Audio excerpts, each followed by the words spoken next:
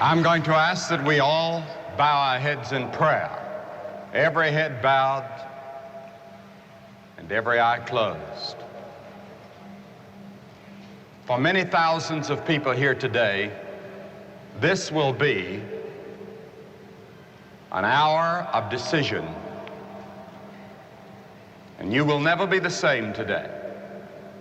Even if you refuse Christ, you'll never be the same.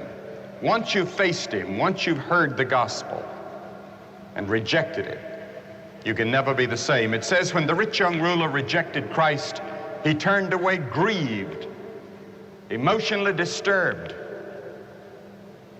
Because when you reject the claims of Christ, that's a very serious thing. It will be an hour of decision for many of you who receive him today. Your life will never be the same. Your home will never be the same. So let's listen carefully and prayerfully today and reverently to the message of the Word of God.